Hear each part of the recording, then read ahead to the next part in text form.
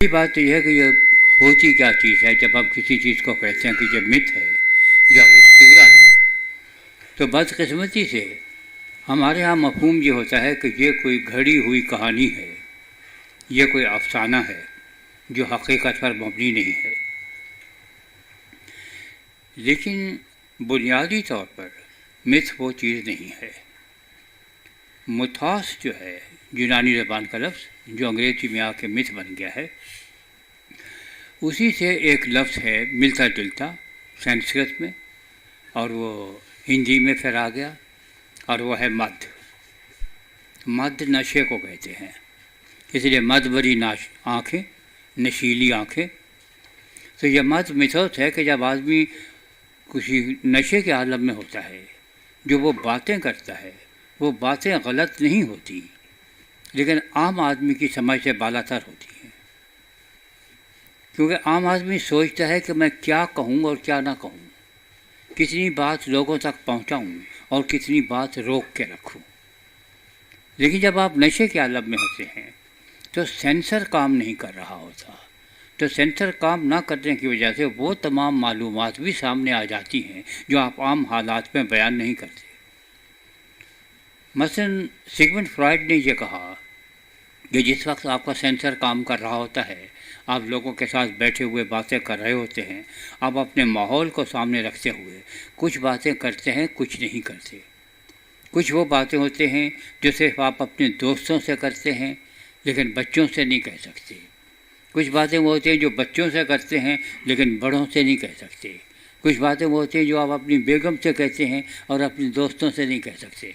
तो आप हमेशा अपनी मालूमात को सेंसर करते हैं कि क्या कहूँ और क्या ना कहूँ। लेकिन जब आप सो जाते हैं तो आपका सेंसर भी सो जाता है, लिहाजा अब वो पाबंदी नहीं होती, तो आप उस ख्वाब के आलम में वो कुछ देखते हैं जो आम हालात में आप किसी को बताते हुए भी शर्माते हैं। तो ये जो मिथ होती है ये वो आलम है कि उसमें आप वो कुछ कह जाते हैं जो आम हालात में नहीं कहते। दूसरी बात, ये मिथ जितनी भी हैं ये खुदाओं के बारे में होती हैं, और खुदाओं के बारे में जब आप गुफ्तगू करते हैं तो वो आम ज़बान का सहारा लेते हुए ऐसी कोई बात करते हैं जो आम ज़बान में इस्तेमाल नहीं की जा सकती। ये एक बड़ी मजबूरी है कि जितनी भी ज़बानें ईजाद हुई हैं वो हमारे रोज़मर्रा की ज़रूरियात पूरी करने के लिए हैं। अगर आप कोई ऐसी बात करना चाहें जो कि हमारी रोज़मर्रा की ज़रूरियात से और तजर्बे से कोई बाहर चीज़ है, तो आप उसके लिए क्या करेंगे? आप उसके लिए कोई नई ज़बान ईजाद करेंगे या क्या करेंगे? मसलन आप कायनात की बात करते हैं, आम आदमी से तो बात करते हुए आप कह सकते हैं कि परवरदिगार आलम ने ये कायनात खल्क़ फरमाई, और उसके समझ में कुछ ना कुछ आ ही जाता है। लेकिन कैसे खल्क़ फरमाई, क्या चीज़ तरीक़ाकार था? तो इसका बेहतरीन तरीक़ाकार जो है, बेहतरीन इजहार का तरीक़ा, वो मैथमेटिक्स है, वो आम आपकी अंग्रेज़ी या उर्दू प्रोज़ नहीं है। शायरी में आप ये काम करते हैं कि आप वो बातें कह जाते हैं जो आम तौर पर आप नहीं कह पाते, और बड़ा अजीब व गरीब लगता है कि अगर आप वही बातें नस्र में कहते हैं तो आपको कोई मज़ा भी नहीं आता, कोई लुत्फ़ नहीं आता, लेकिन जब शायरी में करते हैं तो आपको लगता है कि साहब कोई बड़े कमाल की बात कर दी है। तो ये आम तौर पर जब आप इनका मुताला करते हैं, ये तमाम किताबें बुनियादी तौर पर शायरी में हैं। तो शायरी वाली ज़बान का इस हकीकत से ताल्लुक़ होता है, लेकिन एक मावरा तरीक़े से। तो ये मिथ बताती हैं कि ये क्या है। हम जिसकी बात कर रहे हैं कि ये बाग़ अदन में जो सांप था, उसके बारे में एक साहब हैं जिनका नाम वाल्टर मैटफेल्ट है। उन साहब ने एक किताब लिखी, agent serpent in its Mesopotamian origins. 147 सफ़े की किताब है, और ज़ाहिर है कि हम उसका खुलासा बयान कर रहे हैं। हम पूरा का पूरा ना पढ़ सकते हैं ना पूरा बयान कर सकते हैं, क्योंकि बहुत सारी बातें इसमें ऐसी हैं जो आप लोगों को अभी हज़म नहीं होंगी। क्योंकि एक अक़ीदत होती है अक़ीदे में कि किसी ज़ात से, तो आप ऐसी बातें सुनना नहीं चाहते कि आपको कोई ये कहे कि साहब ये चीज़ें आपने फ़लाँ जगह से ली हैं, बल्कि ये तो सीधी सादी सी ऊपर से उतरी हैं अल्लाह मियाँ के पास से, और कोई इसका और ज़रिया नहीं है। लेकिन वह तमाम मिथ हमारे माशरे में मौजूद होती हैं।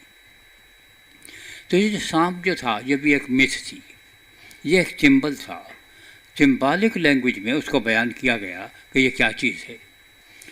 کچھ ہم نے بیان کیا تھا، اور اسی میں ہم نے یہ بھی کہا تھا کہ صاحب جہاں پہ یہ میسوپوٹیمیا سے آئے تھے، عراق والا علاقہ، ذرائع دجلہ فرات کا دوآبا، وہاں سے آئے تو وہاں سے تمام اپنی روایات ساتھ لے کر آئے.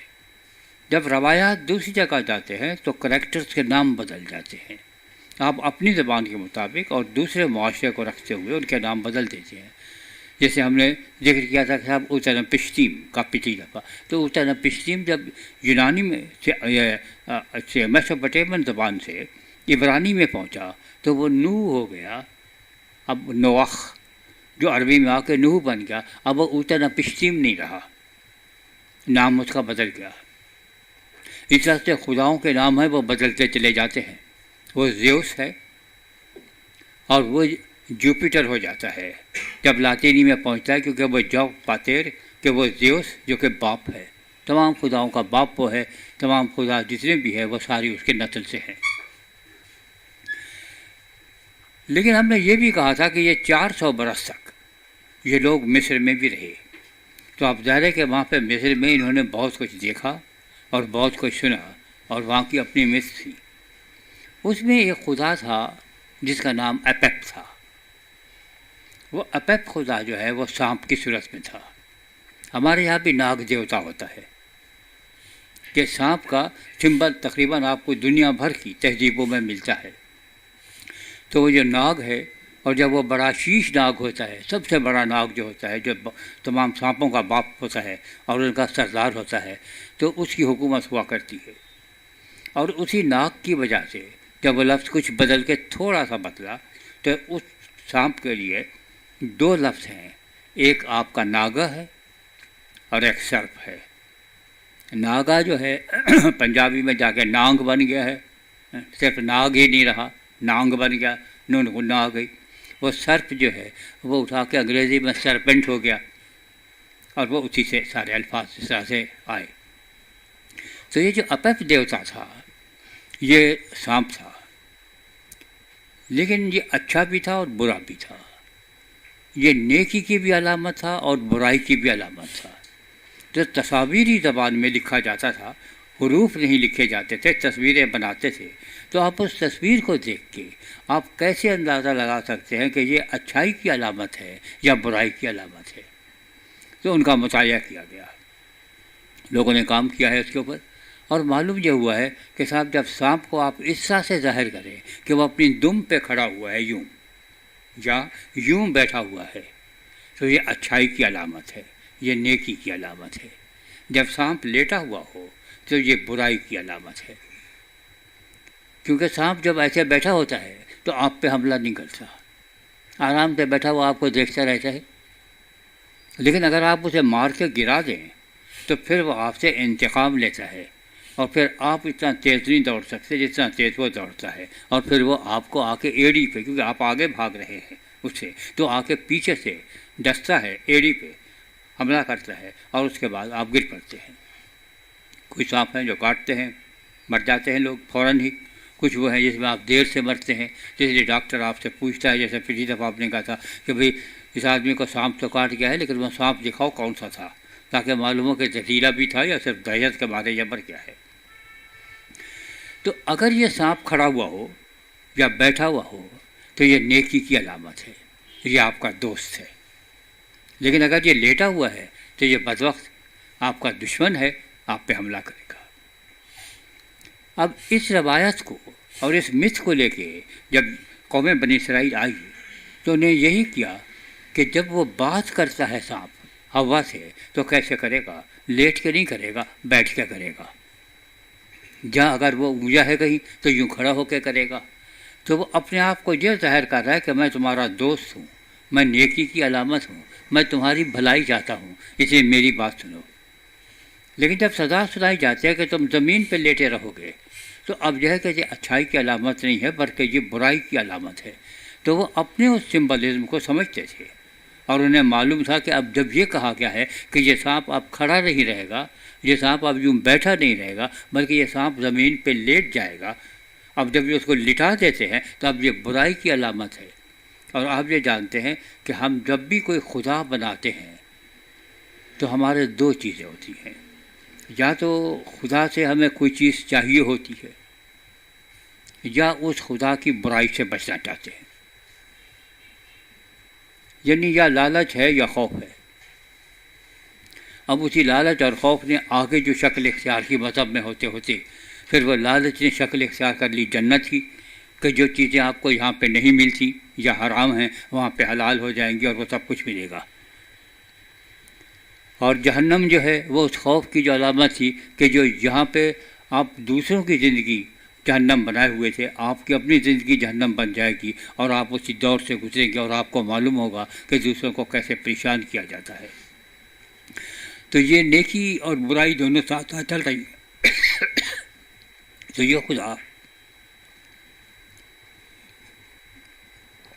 اپیپ جو ہے جب ہوا کے سامنے آتا ہے اور کھڑے ہو کے بات کر رہا ہے تو یہ کہہ رہا ہے کہ میں تمہارا دوست ہوں، تمہاری بھلائی چاہتا ہوں، میں یہ چاہتا ہوں کہ تمہیں عقل اور آ جائے اور شعور آ جائے، اپنے پیروں پہ کھڑے ہونا سیکھ جاؤ۔ کب تک خدا کے محتاج رہو گے کہ وہ ڈکٹیشن دیتا رہے اور تم اس کی مانتے رہو؟ خود فیصلہ کر سکتے ہو کہ نیکی کیا ہے اور برائی کیا ہے۔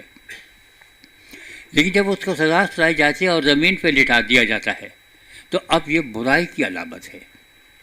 اور مزے کی بات یہ ہے کہ خدا سے یا تو آپ پیار کی وجہ سے آپ اس کی پرستش کرتے ہیں یا خوف کی وجہ سے کرتے ہیں، تو اب اس کا ایک بالکل مرکز جو ہے وہ بدل دیا کہ پہلے وہ جو ڈر کی ایک علامت تھی اب وہ ڈر کی علامت نہیں رہی ہے، اور اگر وہ برائی ہے تو آپ برا خدا ہو نہیں سکتا۔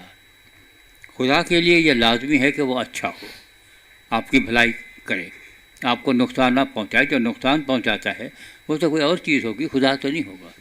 لیکن شروع میں خدا کے اندر یہ دونوں صفات پائی جاتی تھی کہ اچھا بھی ہے اور برا بھی ہے۔ جب چلتے چلتے توحید کا تصور قوم بنی اسرائیل میں آیا تو اب یہ تھا کہ اب یہ خدا اچھا ہے یا برائی ہے۔ اب یہ بڑی پریشانی یہ تھی کہ جب بخت نصر نے حملہ کیا 586 قبل مسیح میں اور یہودیوں کو اٹھا کے ادھر ادھر پھینک دیا، کیونکہ ایک پالیسی یہ ہوتی ہے کہ اگر آپ چاہتے ہیں کہ کوئی آپ کے حکومت کا تختہ نہ الٹ لے تو جن لوگوں سے آپ کو ڈر ہوتا ہے آپ اس کو ملک کے مختلف علاقوں میں پھیلا دیں۔ اگر وہ ایک جگہ ہوں گے تو سازش کریں گے، اگر پھیلے ہوئے ہوں گے تو سازش نہیں کر سکتے کیونکہ دوسرے لوگ ان کی بات ماننے کے لیے تیار نہیں ہوں گے۔ تو اس نے اپنی پوری سلطنت میں یہودیوں کو پھیلا دیا، ادھر بھی گئے ادھر بھی گئے، ہر جگہ۔ اب ایک جگہ چونکہ ہے نہیں تو مل کے سازش نہیں کر سکتے، یہ پالیسی تھی۔ بیبلونین بڑے ہوشیار آدمی تھے، جانتے تھے کہ حکومت کیسی کرنی ہے۔ تو وہاں جب یہ ایران میں پہنچے تو وہاں پہ پارسی مذہب پہلے سے موجود تھا۔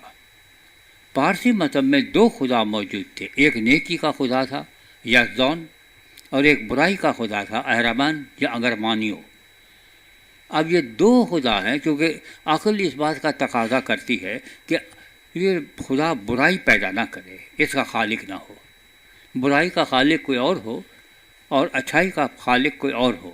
تو انہوں نے دو خدا الگ سے بنا لیے اور ان دونوں میں یہ کشمکش جاری ہے کہ کبھی وہ جیت جاتا ہے کبھی وہ جیت جاتا ہے، لیکن آخر کار نیکی کا خدا برائی کے خدا پر غالب آ جائے گا اور اس کے بعد یزدان کا یہ حکم چلے گا اور اہربن یا گرمانیو ختم کر دیا جائے گا۔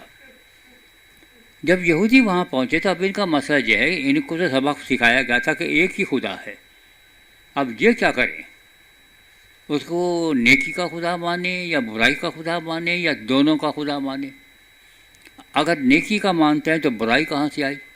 اس کا بھی تو کوئی نہ کوئی خالق ہوگا۔ اگر برائی کا مانتے ہیں تو نیکی کہاں سے آئی؟ اور اگر دونوں کا مانیں تو پھر یہ ہے کہ دونوں آپ کو ماننی پڑے گی کہ اس کے اندر یہ صفات موجود تھیں کہ نیکی بھی ہو اور برائی بھی ہو۔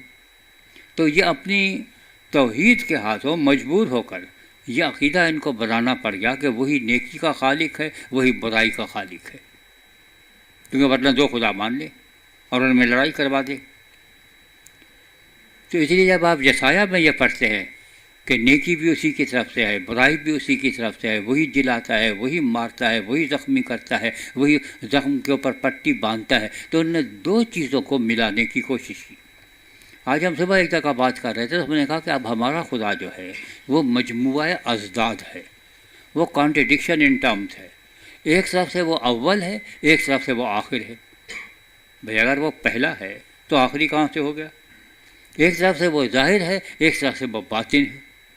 ایک طرف سے وہ معاف کرتا ہے، ایک طرف سے انتقام لیتا ہے. تو اب ہمیں یہ دو صفات جو ایک جگہ ملتی نہیں ہیں خدا کے اندر مان لینی پڑی تاکہ ہم ایک اس کی توحید کو قائم رکھ سکیں. اور یہی یہودیوں کو مسئلہ درپیش تھا. تو یہ اپب بہادر جو ہیں، جو وہ خدا جو ہے، جو نیکی کا بھی ہے اور برائی کا بھی ہے.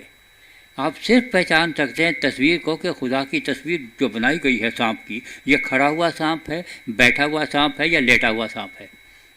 تو اس سمبلزم کی روشنی میں جب یہ کہا گیا کہ اب تو زمین پہ لیٹا رہے گا تو زمین میں لوٹتا رہے گا، تو اب یہ تھا کہ یہ تیری برائی ظاہر ہو جائے گی کہ جو تو اچھائی کی صورت میں سامنے آ رہا تھا، اور جو برائی ظاہر ہو جائے تو چونکہ برائی کا خالق وہ نہیں ہوتا تو لہذا یہ خدا نہیں ہے اور ایسے کی پرستش نہیں کرنی چاہیے. پوری دنیا میں سانپ کی پرستش ہوتی تھی اور ہوتی ہے. انڈیا میں اب تک ناگ کی پرستش ہوتی ہے. سنگاپور میں ہم نے خود دیکھے ہیں، سانپ ہیں، آتے ہیں، دودھ پیتے ہیں، چلے جاتے ہیں، اور لوگ جو ہے اس کی پرارتھنا کرتے ہیں، اس سے دعائیں مانگتے ہیں کہ وہ بھی ایک چیز ہے. بلکہ مزے کی بات یہ ہے کہ جب آپ ہندو مت کا مطالعہ کرتے ہیں تو آپ کا معلوم ہوتا ہے کہ جو شخص جان بوجھ کے سانپ کو مار دے اس کی کوئی معافی نہیں ہے. وہ نرک کے اندر، جہنم کے اندر سب سے نچلے طبقے میں ہوگا. اور جس سے غلطی سے سانپ مر جائے تو وہ اس کے لیے دان پن کرے، خیرات کرے، شاید پروردگار معاف فرما دے. لیکن وہ بھی شاید ہے، کیونکہ یہ اتنا بڑا جرم ہے کیونکہ آپ نے خدا کو قتل کر دیا ہے. بھئی خدا کو مار ڈالنا تو کوئی مذاق تو نہیں ہے نا. آپ مار ڈالیں تو جتنے بھی خدا ہیں اور جن سے ڈر لگتا ہے، خوف آتا تھا، ان کی ایک پوجا شروع کر دی. کیونکہ جب آپ تاریخ کو دیکھتے ہیں، اور ہمیں تاریخ میں یہ چیزیں نہیں ملتی لیکن آثار قدیمہ سے جو چیزیں ملتی ہیں ان کا انٹرپریٹیشن سے ہمارے سامنے جاتا ہے کہ آپ صبح سویرے جا رہے ہیں، جاتے جاتے آپ ایک پیڑ کے نیچے سے گزرے اور معلوم ہوا کہ اوپر سے ناریل ٹوٹ کے گرا. سیب ویب ہوتا اور آپ آئزک نیوٹن ہوتے تو شاید آپ کہتے کہ صاحب یہ گریویٹی کی وجہ سے ہے، کشش سے ثقل دریافت فرما لیتے. لیکن ناریل آ کے سر پہ گرے یا کٹھل آ کے گرے تو آپ کہتے 14 طبق روشن ہو جاتے ہیں. بھئی سوال یہ ہے کہ میں نے اس کا بگاڑا کیا تھا؟ میں نے ناریل کو کبھی کچھ نہیں کہا، کٹھل کو کچھ نہیں کہا. سوچتا ہوں، ذہن پہ بوجھ ڈالتا ہوں تو معلوم یہ ہوتا ہے کہ آج سے ایک ہفتہ پہلے جب میں یہاں دوپہر کو گزرا تھا، بہت زور کا پیشاب آ رہا تھا، اس پیڑ کے نیچے میں نے پیشاب کیا تھا. تو اب یہ پیڑ دیوتا مجھ سے ناراض ہو گیا ہے اور آج اس نے مجھ کے اوپر عذاب یہ نازل کیا ہے کہ کٹھل میرے سر پہ دے مارا. تو جس سے نقصان پہنچتا تھا وہ بھی خدا تھا اور جس سے فائدہ پہنچتا تھا وہ بھی خدا تھا. دونوں صفات اس کے اندر رکھی ہوئی تھی. تو اس سانپ کے اندر بھی یہ دونوں صفات موجود تھی کہ نیکی کی بھی ہے اور برائی کی بھی ہے. تو وہ جھوٹ نہیں بول رہا تھا جب یہ کہہ رہا تھا کہ تمہیں عقل آ جائے گی، ہوش و حواس تمہارے ٹھکانے آ جائیں گے. تو واقعی ان کے ہوش و حواس ٹھکانے آ گئے. اور کہا تمہاری آنکھیں کھل جائیں گی، تو ان کی آنکھیں کھل گئیں اور کھلی کی کھلی رہیں کہ یہ مصیبت کیا ہوگی، ہم نے تو یہ سوچا بھی نہیں تھا کہ ایسا ہوگا، یہ ہو گیا. یہ عقل تھی جس کے میں بتایا گیا تھا. اب فیصلے تو ہم نے خود کر لیے ہیں کیونکہ ہمارا فیصلہ ہے. اب ہم خدا سے شکایت نہیں کر سکتے کہ اللہ میاں آپ نے یہ بتایا تھا، ہم نے اس کے اوپر عمل کیا ہے. اب ہم نے چونکہ خود کیا ہے تو اس کی سزا بھی ہم بھی بھگتیں گے، تب وہ سزا سے بچ نہیں سکتے. تو یہ جو عقل مندی ان میں آئی کہ آپ جو کرتے ہیں اور سوچ سمجھ کے کرتے ہیں، اقدام اٹھاتے ہیں، تو اس ایکشن کے ری ایکشن کے لیے بھی تیار رہیے. اور ہر ایکشن کا چونکہ ری ایکشن ہوتا ہے اور اپوزٹ ڈائریکشن میں ہوتا ہے اور اتنا ہی شدید ہوتا ہے، تو لہذا آپ نے بھی جتنا بڑا جرم کیا ہے اتنی بڑی سزا کے لیے تیار رہیں. اگر وہ سزا اس دنیا میں نہیں ملتی تو کہیں نہ کہیں اس کا انتظام ہونا چاہیے کہ آپ کو سزا ملے، کیونکہ انصاف کا تقاضا یہی ہے. تو یہ تمام عقائد اس طرح سے آگے بڑھتے چلے گئے. تو اب یہ سانپ دیوتا جو ہیں یہ ناگا ہے، اور اسی کی وجہ سے ناگا پربت جو ہے کہ وہاں پہ سانپ پائے جاتے ہیں. وہ چونکہ ناگ نانگ بن جاتا ہے، وہ جب نانگا پربت ہوا تو ہم نے اٹھا کے اس کو اور چھوٹا سا کر کے ننگا پربت کر دیا، اور ہم نے کہا شاید جہاں پہ ننگے لوگ رہتے ہیں، وہاں پہ ننگے لوگ نہیں رہتے، سانپ ہے، بہت سارے سانپ ہیں، اس لیے وہ ننگا پربت ہے۔ دوسرے لوگ بھی تھے جن کے یہاں کچھ اور وہ تھی، سانپ کے بارے میں کہانیاں تھیں۔ یہ اچھائی اور برائی دونوں ساتھ ذہن میں رکھیے۔ یونانیوں کے یہاں جو تصور تھا، اگرچہ یونانیوں سے یہ بہت بعد میں متاثر ہوئے، لیکن ان کا فلسفہ تو پہلے سے موجود تھا۔ ان یونانیوں میں ایک صاحب ہوا کرتے تھے جن کا نام ایسکیلیوپس تھا۔ ایسکیلیوپس ایک حکیم تھے، طبیب تھے، اپنے وقت کے ڈاکٹر تھے۔ تو وہ بیماریوں کا علاج کرتے تھے۔ انہوں نے ایک اسپتال بھی بنایا ہوا تھا، اور اس اسپتال میں یہ ہوتا تھا کہ جو لوگ بیمار ہیں وہ آ کے لیٹ جائیں، اور اسپتال میں سانپ جو ہے وہ دوڑتے پھرتے تھے، اور یہ انہوں نے اہتمام کیا ہوا تھا کہ یہ وہ سانپ تھے جو زہریلے نہیں تھے، لیکن عام آدمی کو تو معلوم نہیں کہ زہریلا ہے یا نہیں ہے۔ تو وہ جب لیٹ جاتا تھا تو سانپ اس کے اوپر سے جب گزر جاتا تھا تو اس کو معلوم ہو جاتا تھا کہ مجھے کیا کرنا ہے، اور وہ دوا کر لیتا تھا، وہ دوا دیتا تھا، لوگ ٹھیک ہوتے چلے جاتے تھے۔ اچھے خاصے لوگوں کی بیماریاں صحیح ہونے لگ گئیں ایسکیلیوپس صاحب کی وجہ سے۔ ان کی ایک جو علامت جو تھی، یہ ایک ڈنڈا لے کے پھرتے تھے، اس کے گرد دو سانپ لپٹے ہوتے تھے، تو یہ سانپوں کے بادشاہ تھے، سانپوں والا پیر تھا، پیر سانپا شریف آپ کہہ سکتے ہیں۔ تو یہ جو ایسکیلیوپس صاحب تھے، جو دوسرے خدا تھے، وہ تنگ آ گئے، خاص طور پر جو سب سے بڑا خدا ہے زیوس، وہ تنگ آ گیا کہ یہ لوگوں کو بیمار نہیں ہونے دیتا، بیمار ہوتے ہیں تو ٹھیک کر دیتا ہے، اندھے ہوتے ہیں ان کو آنکھیں دے دیتا ہے، لنگڑے ہوتے ہیں ان کی ٹانگیں ٹھیک کر دیتا ہے۔ اگر یہی عالم رہا تو وہ وقت آ جائے گا جب یہ لوگوں کو مرنے نہیں دے گا، اور جب لوگوں کو مرنے نہیں دے گا تو اتنے سارے لوگ ہو جائیں گے، ایک تو وہ سنبھالنے عذاب الہی، دوسرے یہ ہے کہ یہ انسان امر ہو جائے گا، اور امر تو ہم خدا ہیں، یہ انسان کیسے ہو سکتا ہے؟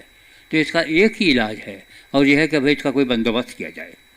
تو خداؤں نے کانفرنس بلائی، پارلیمنٹ کا اجلاس ہوا، اور اس میں یہ طے پایا کہ بھائی اس کا کوئی اہتمام کیا جائے۔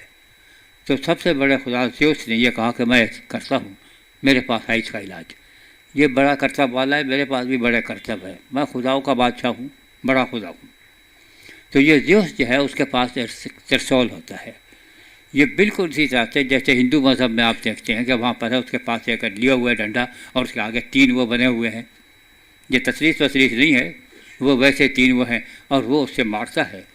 تو یہ جو ہے اس کے پاس بھی ایک ترسول ہے، جب یہ مارتا ہے تو وہ چمکتا ہے، کیونکہ یہ خدا آسمان پر ہے، جب وہ ترسول چلاتا ہے تو آپ کو بجلی کی صورت میں چمکتا ہوا دکھائی دیتا۔ کبھی آپ دیکھیں بجلی آپ کو سیدھی ایک لائن میں یوں نہیں دکھائی دیتی، یوں نہیں دکھائی دیتی، بلکہ یوں اس میں سے شاخیں نکلتی ہوئی۔ تو یہ وہ ترسول مار رہا ہے، اپنے دشمنوں کو مار رہا ہے۔ تو اس نے وہ ترسول مارا زیوس نے، اور ایسکیلیوپس کو مار ڈالا۔ ہمارے ہاں جب لوگ مر جاتے ہیں تو امر ہو جاتے ہیں، پھر ہم ان کی پوجا شروع کر دیتے ہیں، ان کے مزار بنتے ہیں۔ تو ایسکیلیوپس بہادر کا بھی مزار بنایا گیا، اور اس اسپتال کی وجہ سے لوگ وہاں پہ آ کے شفا پاتے رہے، اور یہ وہ جو اس کا نشان تھا، ڈنڈے کے گرد دو سانپ لپٹے ہوئے، آج یہ میڈیکل کا نشان ہے۔ فارمیسی میں بھی سانپ کا تعلق ہے، اب نشان تھوڑا سا بدل گیا، ڈنڈے کے گرد دو سانپ لپٹے ہوئے نہیں ہیں، بلکہ ایک کپ جو ہے اس کے گرد ایک سانپ جو ہے وہ لپٹا ہوا ہے، اور یہ فارمیسی کا ایک سمبل بن کے رہ گیا ہے، اب انٹرنیشنل سمبل بن گئے ہیں۔ تو یہ ہم نے یونانیوں کے یہاں سے یہ روایات لے لی، جو ان کی مت تھی، جو ہمارے یہاں آ گئے۔ تو ایسکیلیوپس جو ہے آج بھی وہ سمبل استعمال کر رہے ہیں، ہم اس سے الگ نہیں۔ یہ ان خداؤں کے اور ان سانپوں کے جو کرتب ہیں، یہ ایسی کوئی بین الاقوامی زبان ہے جو لوگوں کی سمجھ میں آتی تھی، اور ان کے پلے پڑ رہا تھا کہ یہ کیا ہے۔ تو یہ جو موت لایا تھا، اب اس کا توڑ ایک تو یہ ہے کہ یہ جو یوں بیٹھا ہوا تھا اکڑ کے، اس کو زمین پہ لٹا دیا۔ یہ جو بیٹھا ہوا زبان چلا رہا تھا، اب اس کی زبان بند ہو گئی۔ اب یہ زبان چلاتا ہے لیکن مٹی کھانے کے لیے اپنا ہی بیڑا غرق کرتا ہے۔ اور پھر جس کو اس نے بہکانے کی کوشش کی تھی اور موت لانے کی کوشش کی تھی، اب وہ ہوا بن گئی، زندہ بن گئی، جیسے حجیم یا تمام زندہ لوگ اس دنیا میں آئے ہیں۔ اور یہ ہے عجیب و غریب چیز، لیکن یہی وہی جو حجیم جمع ہے، جس کی واحد حج ہے، وہ خدا کا نام ہو گیا کہ وہ حی و قیوم ہے۔ ہمارے پاس بھی آ گیا بھائی، یہ ہوا، حج، حی و قیوم، یہ تمام کے تمام جو ایک دوسرے کے ساتھ رشتے ہیں، اب وہ زندگی کی علامت وہ خاتون بن گئی جس کو کہ اس نے موت کی نیند سلانے کی کوشش کی تھی۔ تو وہ کہانی بیان کر کے اس کا رد عمل جو ہے اس کے ڈی میتھالوجائز ایسے کیا گیا کہ اس کہانی کو یوں بیان کیا گیا کہ اب وہ دوسری اس نے شکل اختیار کر لی۔ اب جب آپ پڑھتے ہیں اور سنتے ہیں تو معلوم ہوتا ہے کہ وہ کہانی ایک اور انداز میں بیان کی جا رہی ہے۔ معلوم نہیں ہم نے پچھلی دفعہ کہا یا نہیں کہا، لیکن کہانیوں پہ کہانیاں ہوتی ہیں۔ اب کہانیوں کو جب آپ نئے انداز میں پیش کرتے ہیں تو بڑا تخلیقی عمل ہوتا ہے۔ ابن انشا اس کام میں بڑے ماہر تھے۔ پرانی ایک کہانی ہے، اب چونکہ وہ انگریزی میں بھی آ گئی تھی تو ہمارے زمانے میں جو طریقہ کار ہوتا تھا وہ یہی ہے کہ رٹے لگاؤ، تو وہ رٹے لگا کے تھرسٹی کرو، یاد کرو، پیاسا کوا۔ بھی کہانی یہ ہے کہ کوا تھا، پیاسا تھا، اسے مٹکا دیکھا پانی ہے لیکن وہ بالکل نیچے ہے، گردن وہاں تک جاتی نہیں، پتھر لا کے اس میں ڈالتا رہا، پانی اوپر آ گیا، پانی پی لیا، اور سوری بھائی آج تو اس کو ریکارڈ کرنا ہی بھول گئے، اچھا، اور پانی جو ہے اس نے پی لیا۔ ابن انشا نے یہ کہانی بیان کی کہ ایک پڑھا لکھا کوا تھا، ایک دن اس کو پیاس لگی تو ایسے اس کو مٹکا دکھائی دیا، دیکھا پانی اس کے اندر ہے تو لا کے پتھر اس میں ڈالتا رہا، صبح سے شام ہو گئی، جو پانی اس کے اندر تھا مٹکے میں وہ پتھر پی گئے۔ اس کے بعد چکرا کے گرا اور یہ کہتے ہوئے مر گیا، ہاتھ تیرے کی رخمان، آج تو نے ہمیں مروا دیا۔ ایک پرانی کہانی ہے، اور وہ کہانی یہ ہے کہ ایک بڑے میاں تھے، ان کے بچے آپس میں لڑتے رہتے تھے، سوچا کہ ان کو کوئی سبق سکھانا چاہیے، کہا کہ بھئی لکڑیاں لے کے آؤ، گٹھا باندھ لو۔ اب وہ گٹھا باندھا اور کہا توڑو، ان کا نہیں ٹوٹتا، کہا الگ الگ کر دو، الگ الگ کیا، توڑو، ٹوٹ گیا، کہا کہ بھئی اتفاق میں برکت ہے۔ یہ کہانی ابن انشا نے دوبارہ لکھی اور اس کا ٹائٹل تھا اتفاق میں برکت ہے۔ کہانی یوں ہے، اب جو نہیں کہا وہ یہ ہے کہ ایک بڑے میاں تھے، ان کے 5 بیٹے تھے۔ اب ذہن میں یہ رہے کہ یہ کہانی اس وقت لکھی گئی جب ایوب خان کی حکومت تھی۔ اس وقت پاکستان کے 5 صوبے ہوتے تھے، 4 تو جو اب موجود ہیں اور 5واں مشرقی پاکستان ہوا کرتا تھا، یہ ذہن میں رہے۔ تو ایک بڑے میاں تھے، ان کے 5 بیٹے تھے، آپس میں لڑتے رہتے تھے، کبھی بنتی نہیں تھی۔ جب بڑے میاں کا آخری دن آ گئے، انہیں سوچا ان کو کوئی سبق سکھانا چاہیے، کہا کہ جاؤ لکڑیاں لے کے آؤ۔ ایک بیٹے نے کہا یہ بڈھا لکڑی کا کیا کرے گا؟ دوسرے نے کہا ابے بڑھاپے میں سردی بہت لگتی ہے، کمبخت کو سردی لگ رہی ہوگی، اب لکڑیاں جلوائے گا، دھواں اٹھے گا، لیکن کیا کرے، ہے تو باپ، برداشت کر لو۔ انہوں نے کہا لیکن ابا لکڑیاں آئیں گی کہاں سے؟ کہا جنگل سے لے کے آؤ۔ ان کا وہ زمانہ گیا جب جنگل سے لکڑیاں کاٹ کے لے آتے تھے، اب محکمہ جنگلات موجود ہے جو لکڑیاں نہیں کاٹنے دیتا، پکڑ کے بند کر دیں گے، کہا کہیں سے بھی لاؤ لکڑیاں لاؤ۔ کہا اچھا بھائی، خان صاحب کے ٹال پر پہنچ گئے، کہا کہ خان صاحب 5 لکڑیاں دے دو، موٹی موٹی لکڑیاں دے دی، لے کے آ گئے، ہاں بھائی لکڑیاں ہیں، آپ کیا جلائیں؟ ان کا نہیں، ان کا گٹھا باندھو، گٹھا باندھو۔ کیوں بھائی باندھو، تمہیں کوئی سمجھانا ہے کیا؟ لیکن اس کو باندھے گئے تھے، کہا کسی چیز سے بھی باندھو۔ کیا رسی وسی ہے نہیں، شہر میں رہتے ہیں، یہ معلوم نہیں بڈھا گاؤں سے نکلا ہے تو اسے تنگ کر رکھا ہے۔ اچھا بھائی اب کیا کریں؟ تو بڑے بیٹے نے کہا باقی بھائیوں سے، بھائی وہ منہ ادھر کر لو، میں اپنی شلوار کا ڈاڑا نکال رہا ہوں۔ وہ نکال کے اس نے باندھ دیا کہ لو بھیا بند گیا، اب کاغذ کو توڑو۔ دماغ خراب ہے بڈھے کا واقعی، یہ ایک لکڑی نہیں ٹوٹتی. پٹھان سے کہہ کے آیا کہ بھی موٹی موٹی لکڑیاں تو تاکہ جلنے میں دیر لگے. یہ کہہ رہے یہ لکڑیاں توڑو.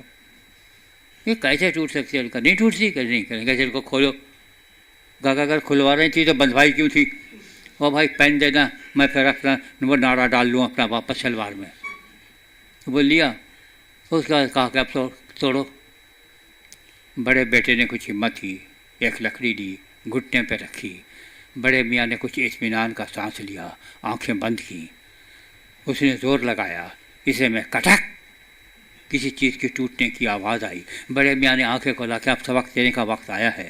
تو معلوم ہوا کہ لکڑی تو نہیں ٹوٹی، بیٹے کا گھٹنا ٹوٹ گیا ہے.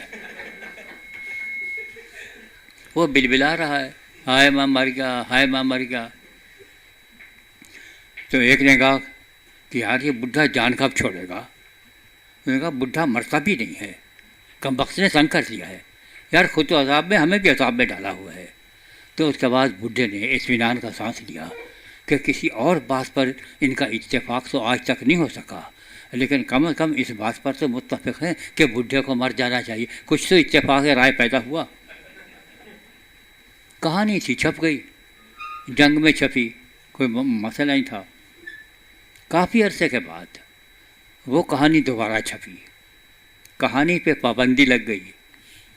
ابن انشا صاحب جان بچاتے پھر رہے تھے، کیونکہ دوسری دفعہ جب یہ کہانی چھپی تو وہ ہمارے نواز شریف صاحب کی پہلی حکومت تھی.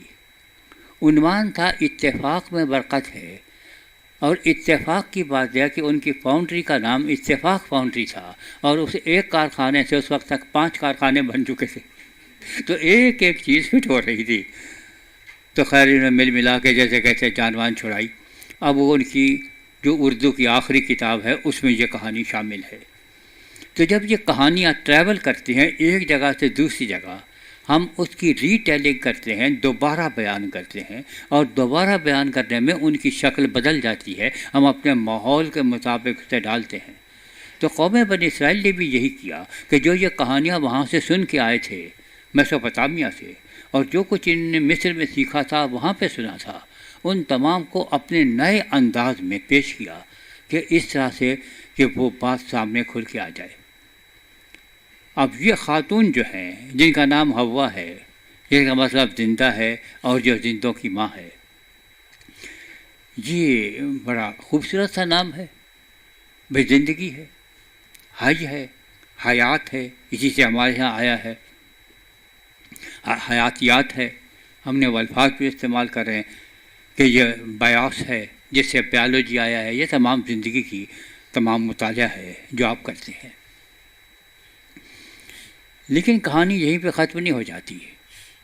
کہانی یہ ہے کہ یہ سانپ ہمارا پیچھا نہیں چھوڑتا.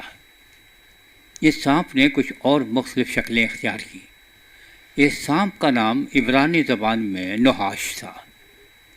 وہ نحاش بعد میں نحس ہو گیا. عربی زبان میں اب بھی سانپ کو حیا کہتے ہیں. تو وہ یہ کہ حییم کی ماں ہے، زندوں کی ماں ہے، اور یہ حیا سانپ ہے جو کہ زندہ ہے. تو وہ لنک اب بھی نہیں ٹوٹا ہے.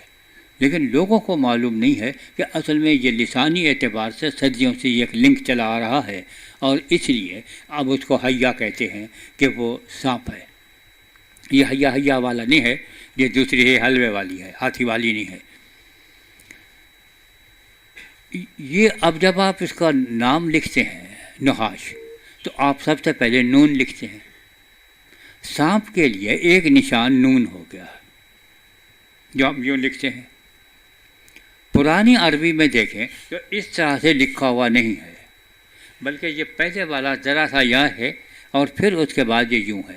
یہ بالکل سانپ ہے جو یوں بیٹھا ہوا ہے اور اس کی دم پیچھے کو اٹھی ہوئی ہے. تو یہ نون جو ہے یہ سانپ ہے. قرآن مجید کی ایک آیت ہے، نون والقلم وبما یسطرون، کہ نون قسم ہے قلم کی اور اس چیز کی ہے جسے یہ لکھتے ہیں. تو یہ نون کیا چیز ہے بھائی؟ تو ہمارے پرانے مفسرین نے لکھا کہ یہ نون سے مراد جو ہے یہ سانپ ہے، اور یہ وہ سانپ ہے جو پوری دنیا کو لپیٹے ہوئے ہے. خدا نے اس کی قسم کھائی ہے. بعد کے مفسرین نے سوچا کہ اللہ کے نیک بندو، اب یہ سانپ کے بعد قلم کا ذکر آ رہا ہے، اس کا کوئی تعلق بنتا ہے؟ اس کو کچھ اور کرو۔ ان کا صاحب ہاں حضرت یونس علیہ السلام کا نام آیا ہے اور ان کو ذنون کہا گیا ہے، نون والا، اور دوسری جگہ صاحب الحوت کہا گیا ہے، مچھلی والا۔ تو نون کے معنی مچھلی کے ہیں، کم از کم سانپ سے تو جان چھٹے، لیکن اعتراض تو وہی تھا کہ اب مچھلی کا قلم سے کیا تعلق ہے؟ تو پھر کسی اور مفسر کو عقل مندی سوچی، اس نے کہا بھائی دیکھیں یہ جو نون لکھا ہوا تھا یہ دوات ہے، اس کی شکل ہے نون کی، دوات کی سی ہے، اور اس کے ساتھ قلم کا اس کے ساتھ تعلق ہے، تو لکھنے پڑھنے کی بات ہو رہی ہے، تو لہذا پہلے مفسرین جو تھے وہ غلط، لیکن شروع کے مفسرین نے اس نون کو سانپ کے معنی میں لیا، اور یہ اتنا بڑا سانپ ہے جو پوری دنیا کو اپنی لپیٹ پہ لیا ہوا ہے۔ موجودہ دور میں بھی اس نون نے ایک کام انجام دیا ہے۔ یہ مسلم لیگ نون کی بات ہم نہیں کر رہے، سیاسی بات نہیں کر رہے، لیکن نون کی بات کر رہے ہیں، اور اس کا تعلق عراق سے ہے، کیونکہ ہم نے کہانی عراق سے شروع کی تھی، میسوپوٹامیہ سے، مابین النہرین سے، اور دریائے فرات اور دجلہ کے دوابہ سے، تو ہم پھر عراق پہ ختم کرتے ہیں کہ جب ISIS، جس کو آپ داعش کہتے ہیں، لیکن ISIS Islamic state of Iraq and Syria, یہ ہے ISIS، انہوں نے اپنا زور پکڑا عراق میں، تو ایک کام ان کا جو ہے نیکی کا کام وہ یہ ہے کہ آبادی کم کرنا۔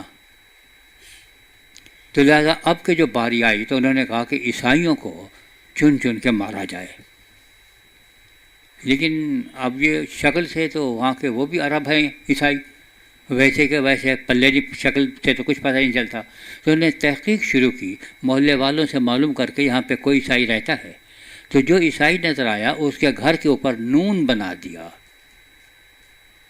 اور اس کے بعد جب انہوں نے حملہ کیا تو جس گھر کے اوپر نون لکھا ہوا تھا اس کے اندر والے کے تمام لوگوں کو ختم کر دیا اور مار ڈالا، کیونکہ نون اب ناصری کی علامت ہو گئی، یہ نصارہ ہیں، یہ عیسائی ہیں۔ تو بھائی یہ کہانی ابھی تک چلی آ رہی ہے، لیکن کچھ دوسری شکلیں بدلتی رہتی ہے، تو یہ اساطیر سے، ان کہانیوں سے ہماری جان چھٹتی نہیں ہے، یہ مسلسل ہمارا پیچھا کرتی رہتی ہیں اور مختلف شکل اختیار کرتی ہیں۔ اب ہمارا کام کیا ہے؟ جب ہم یہ اساطیر پڑھتے ہیں تو پہلی بات ہمارے ذہن میں ہونی چاہیے کہ یہ اساطیر ہیں، یہ کوئی بات سمجھانے کا طریقہ ہے، یہ تاریخی واقعہ نہیں ہے۔ اب آپ بیٹھنے لگ جائیں کہ صاحب آدم کون ہے اور حوا کون ہے، کون سا فرد تھا آدم اور حوا، تو اگر آپ دو افراد لے لیں، ایک مرد ہے اور ایک عورت ہے، آدم اور حوا، تو اس کے بعد آپ کے گلے میں جو مصیبت پڑ جاتی ہے وہ یہ ہے کہ آدم اور حوا کے بیٹے ہیں اور بیٹیاں ہوتی ہیں، اور ان کی اگر آپس میں آپ شادی کرائیں گے کیونکہ آگے نسل بڑھانا ہے تو یہ بہن اور بھائی کی شادی ہوگی، انسیسٹ آپ کو ماننا پڑے گا کہ مذہب میں جائز ہے۔ پھر یہ کہا گیا کہ نہیں صاحب یہ تو آدم کی شریعت میں تھا، منسوخ ہو گئی۔ بھئی منسوخ ہو گئی، لیکن تو ابتدا ہماری کہاں سے ہوئی؟ تو ہماری ابتدا تو ناجائز تعلق سے ہوئی، جس کو بعد میں تمام مذاہب نے کہا کہ یہ ناجائز ہے، تو ابتدا اس سے کر دی، اس وقت جائز تھا، بعد میں ناجائز ہو گیا۔ کچھ نے کہا کہ نہیں وہ اصل میں ایک لڑکا اور ایک لڑکی صبح پیدا ہوتے تھے، اور ایک لڑکا اور ایک لڑکی شام کو پیدا ہوتے تھے، تو صبح والے لڑکے کی شام والی لڑکی سے شادی کرتے تھے اور شام والے لڑکے کی صبح والی لڑکی سے شادی کرتے۔ بھائی صبح ہو یا شام ہو، ہے تو بھائی بہن۔ یہ جو گالی دے رہے ہیں تو اس کا کون ہے وہ کرے گا؟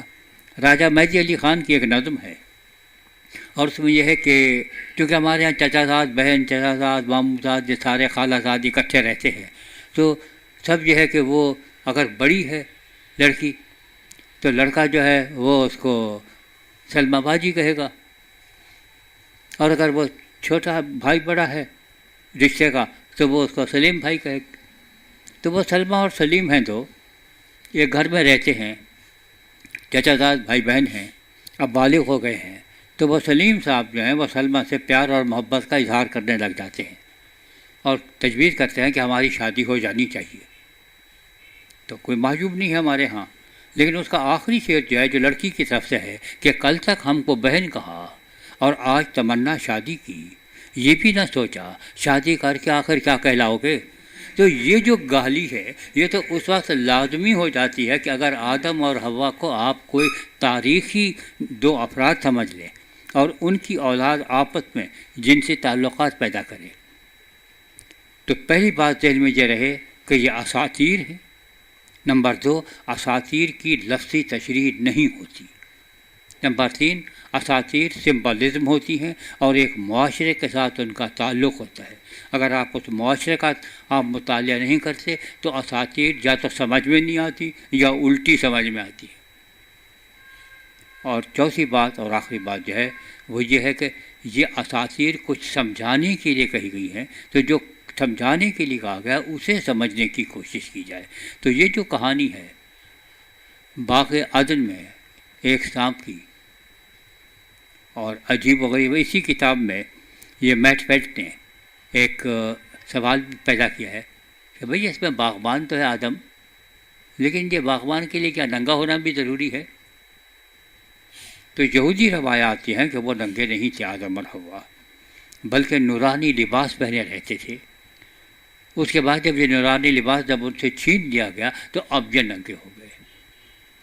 تو لیکن وہاں کچھ اور لکھا تھا۔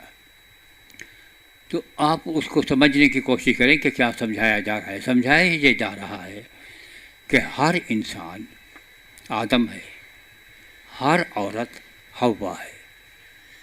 یہ کسی تاریخی آدم اور حوا کی بات ہے، یہ Mr and Mrs every man کی بات ہے کہ ہر آدم پر اور ہر حوا پر ایک ایسا لمحہ آتا ہے جب انہیں کوئی فیصلہ کرنا پڑ جاتا ہے اور وہ غلط فیصلہ کر کے بیٹھ جاتے ہیں، اور پھر یہی ہوتا ہے کہ ذمہ داری قبول کرنے کی بجائے کہ مجھ سے یہ غلطی ہوئی، وہ کہتا ہے کہ یہ تو اس لیے ہوا کہ یہ بیگم صاحبہ جو ہے انہوں نے کہا تھا میں تو اپنی بیگم کا کہنا ٹال ہی نہیں سکتا، میں تو جورو کا غلام ہوں، کرتا کیا؟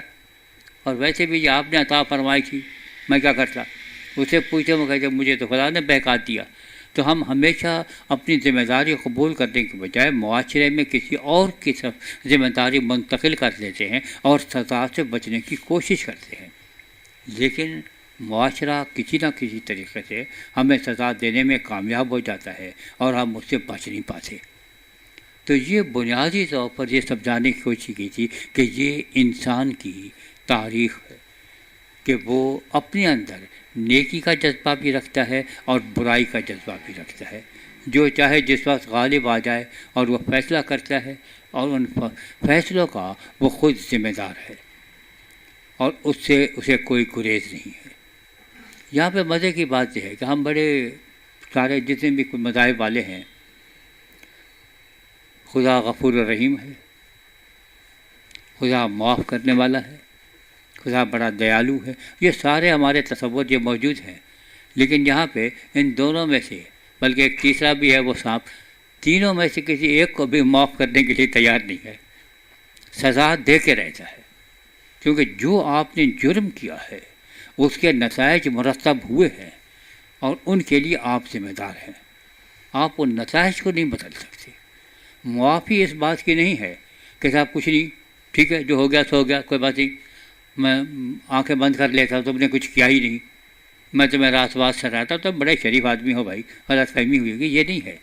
معافی یہ ہے کہ وہ جو نتائج ہیں ان سے اگر آپ نمٹ لیں تو شاید اگلی نسلیں ان سے بچ جائیں، لیکن اگر آپ ایک نسل میں آپ یہ سزا نہیں دیتے اور یہ روایت جاری رکھتے ہیں تو پھر اگلی نسل کو یہ بھگتنا پڑے گا، اور اس سے اگلی نسل کو، اور اس وقت وہ آئے گا جب کہ اتنی زیادہ سزا ہو جائے گی کہ پورے معاشرے کے لیے برداشت کرنا ناممکن ہو جائے گا، اور پھر آپ کو وہ معاشرہ چھوڑنا پڑ جائے گا، جیسے ان کو یہ باغ عدن چھوڑنا پڑ گیا کہ اب وہاں پہ رہائش نہیں ہو سکتی، اب جہاں سے باہر نکلو۔ تو یہ ہے سانپ کی کہانی، ہماری زبانی، کہ یہ مختلف روایات، یہ مختلف اساطیر، یہ مختلف کہانیاں جو بیان کر رہی ہیں تمام مختلف طریقوں سے، وہ یہی ہے کہ نیکی اور برائی دونوں موجود ہیں، اور آپ کو ہر لمحے کبھی نہ کبھی یہ فیصلہ کرنا ہوتا ہے کہ میں اس کا انتخاب کروں یا اس کا انتخاب کروں، اور جس کا بھی آپ انتخاب کرتے ہیں اس کے نتائج کے لیے ذمہ دار ہیں۔ آپ اس کو دوسروں پر شفٹ کرنے کی کوشش کرتے ہیں، لیکن اس سے کوئی بچت نہیں ہوتی اور اس کے بعد سزا مل کے رہتی ہے۔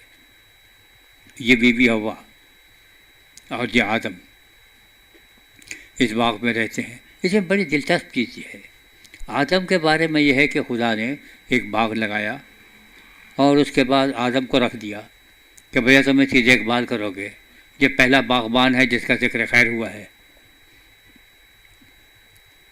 اس کی دیکھ بھال کرو۔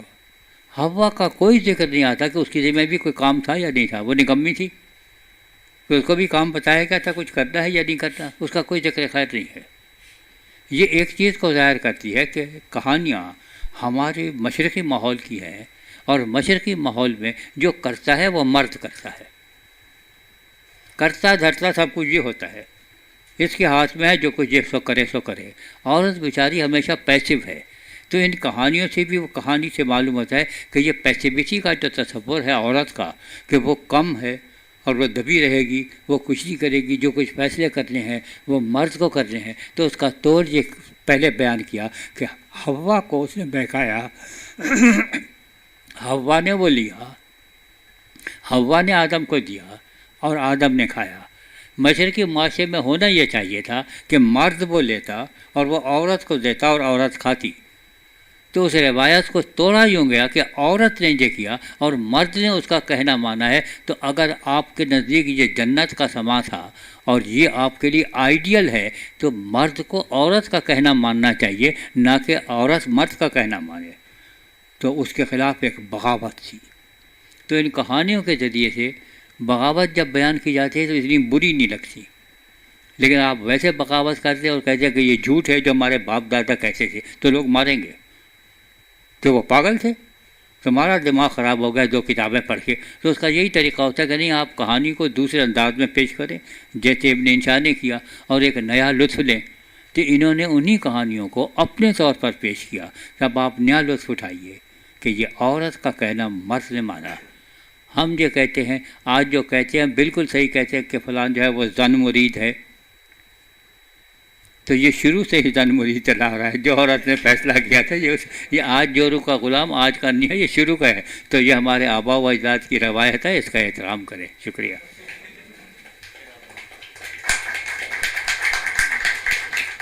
اچھا بھیا، یہ آج آپ کو یہ دینا پڑے گا۔